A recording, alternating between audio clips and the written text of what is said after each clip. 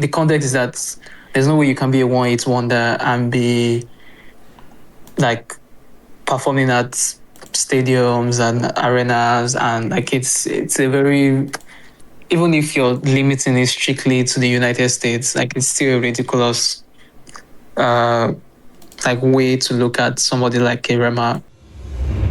First off, when are we getting our TTC one, or at least one hit wonders for 25, or give us 50 international stars that have made only one hit in Nigeria, bro? We need that. Wow. We need that very soon. So what's the ETA on that, bro? Maybe like 25 years. Another 25. Yeah, I think. Sure. I think like 25 years. That would be a good thing to do. Sure, man. Sure. How are you feeling, man? How are you feeling about this entire conversation? I'm sure you had a very, very unique POV from this one, because you yourself, big up yourself for having the Nigerian equivalent, or founding the Nigerian equivalent of Billboard, if it turntable charts. Co-founded. Yeah, co-founded. Yes, co-founded. But yeah, how did you see this conversation, man? I mean, it's just it's almost like a thing that you would know would happen, and it happens, and people like it. So yeah, like I would imagine that if in the newsroom, after they done the methodology for calculating it and they saw the numbers, I'm assuming that there was somebody in the newsroom that was like, but we can remove all the non-Americans, and maybe they probably removed the non-Americans and realized, nah, this list was boring, and like, nah, let's leave it as the numbers without context, and they just put it out that way. Because if I was in their shoes too, and I saw something like that, and somebody writes a version that doesn't have Rema and all the like American artists, probably look boring. But then there's a version with Rema, you probably know that Nigerians will get rage baited, and they will and probably drive up more views, and it won't matter because the next artist whose album doesn't debut on the Billboard 200 is going to get slanted for it. So ultimately, you're still fine because it's just normal. Everybody grew up wanting to be on Billboard, so right. So that is the way I saw it. But I guess what I wanted to add is just that my biggest issue, or like what I can say, maybe not issue, is just from my own point of view, is that it's a case of two different cultures without context for each other meeting. And like if you're very familiar with chat beats, that particular editorial, you will know that it's a very, very playful editorial. Yeah. Like they joke about, it's like their way of making it's like a way of making the chat more fun. They are not strict about the language they use. They make it very playful. They do their best to even like take shots at artists a bit. Like it's very normal for a chat beats article to look like that, which I'm assuming that a lot, like, I mean, even from what people have said on this call, that people are angry about it because it looks like, oh, it's so playful. It's just, but that is very like standard for the way they write editorials for chat beats on Billboard anyways.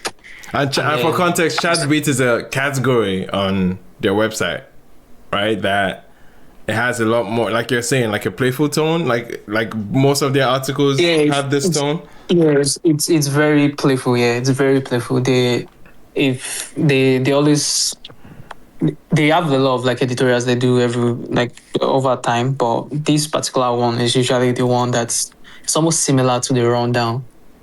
Okay. Like the rundown that we sent to you, but this is more playful. Like instead of, they also have a rundown that comes out with the Hot 100 like every week, which is very similar to ours. But this chat beat is always done like middle of the week. I think they even have like a podcast version of it, like later, like in the later years, like recent years rather. Yeah. So it's very conversational, very playful, just light tone. It's almost like what, like if you're writing, if you're putting ATTW down, like during the top 10 rundown and you're putting all the opinions out, you can just take it and write an excerpt and put it on web. Yeah, it's very much like that. It's very playful, very jovial. It's like when, for example, the major artists that debut at number one. For example, I think Travis Scott did it last year, where they would debut at number one, and the following week the song would be at like number 55. Chat bait is usually like the kind of editorial that they will use to take fun, like make fun of that kind of scenario on the Billboard. So it's very playful tone that they've used over the years, and I've been reading like chat bait articles for like 15, 12 years now. So I know that it's very consistent with the theme of how they write their stuff. All right. But then they also lack the context of that. Like you can't. That some people don't. Yeah. You can't be a one. No, not even that. I mean, I don't think anybody has to assume that we're writing for people that have never written. You're writing for your audience. You assume that your audience knows what you do. So right. But the context is that there's no way you can be a one-hit wonder and be like performing at stadiums and arenas, and like it's a very, even if you're limiting it strictly to the United States, like it's still a ridiculous like way to look at somebody like a Rema when you remove, like it's like removing everything that he has done and just limiting it to the Hot 100, which is, I mean, just so that is where they could have, because if we wanted to do like something like that and we say artists that have for example, an artist like maybe a Camido or Olive the Boy, right, or maybe DJ Maforisa that has like Money Constant now, but he has never had any song as big as Money Constant. If say in 10 years, he never has, or maybe in 5 years, or maybe in 2 years, similar to the way Calm Down is very close, maybe in 2 years' time, he doesn't have a song as big as Money Constant ever again. And then you now write an article and say, oh, one of the biggest, I guess that's something we could do in 5 years' time to reach big South Africans. So. And you know what, KD, I'm so happy you said this, because that's why I was very insistent on the fact that count how many people on that list are not Americans. You will see what you need to see. Yeah, so I guess I can make a note to self in 5 years to remind whoever is writing that there's a way you can reach with South Africans, and hopefully maybe Maforisa has not gotten another top 10 hit or something like that. So if you do something like that and you put a Maforisa and call him a one-hit wonder in Nigeria, like it's very lazy to do that. Yeah.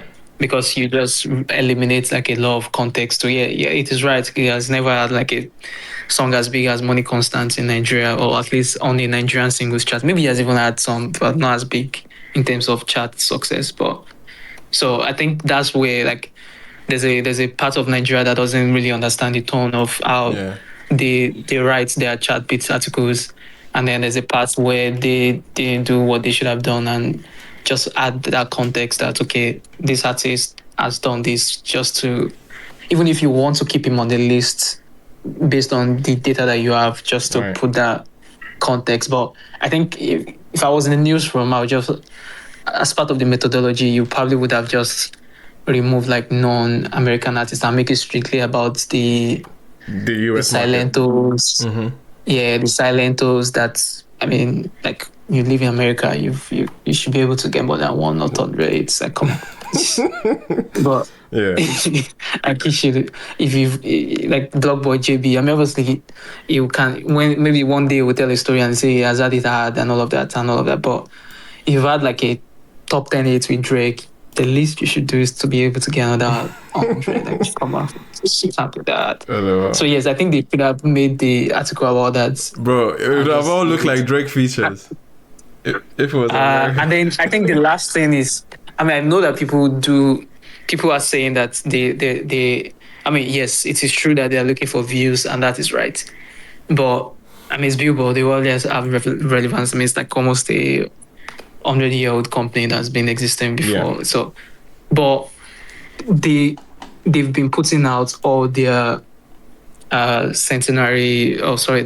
the articles that they wrote about the 21st century in general. Like, it's not like they just did this one just to rage bait Nigerians. I mean, yes, they did achieve that, but they've been putting out all the articles that they wrote about 21st century and all the greatest blah blah things that they did last year. Yeah. They've just been putting out all of them. This one just happened to contain that, which, I mean, I guess we missed last year, but we must never, we couldn't miss it the second time. So I think that's just like what I would say to the conversation about the. No, I appreciate that, man. KD, unrelated, but still somewhat related. I think the Mayoko and DJ Maporisa song from that album, Back in Office.